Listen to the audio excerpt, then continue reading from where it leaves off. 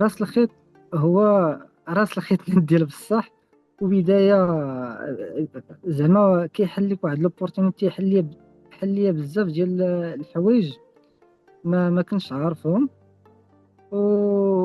وتعلمت منه بزاف ديال الحوايج. وراس الخيط صراحه تعلمت منهم بزاف د الحوايج، خصوصا الدراري اللي معانا في راس الخيط كيعلموك، ما كيخليوكش في البلاصه. يعني فيما كان عندك المشكل كيحلوه لك، وما كتلقاش شي مشكل. يعني زعما كيحلوا معاك جميع المشاكل. من المشاكل اللي كانوا عندي ما كنهضرش باللونجلي، والباير انسيستا عليا باش نهضر معاه فسميتو. وراس الخيط حل لي المشكل. الله يحفظكم، راه كتوقفوا معنا وكت وكتعاونونا بزاف في هاد الطريقه ديال اللي شادين. انا ما كانش شي ضغط ولا شي حاجه، داكشي ساهل. كتدخل البرودويات، داكشي ساهل، كتقاد لهم الوصف ديالهم. يعني ماشي شي خدمه اللي كثيره ولا شي حاجه اللي تخليك مستريسي، ولا بالعكس كتخدمو وانت مرتاح.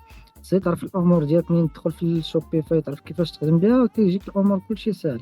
حاليا انا راه قديت تقريبا جوج ديال لي ستور فرين. قديت واحد سي او دي في المغرب هنايا، وقديت واحد اخر نيت باش نلونسي فليبا.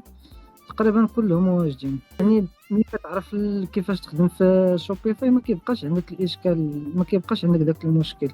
كيك ستور تقريبا حاليا هذا خدا ليا شي 3 ايام. راه واجد.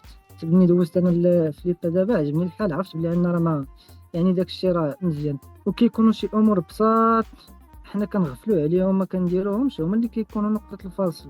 فليبا واحد لوبورتونيتي كبيرة، حتى ملي كتكون عارفة وعارف كيفاش تخدم بها كتحل لك بيبان بزاف.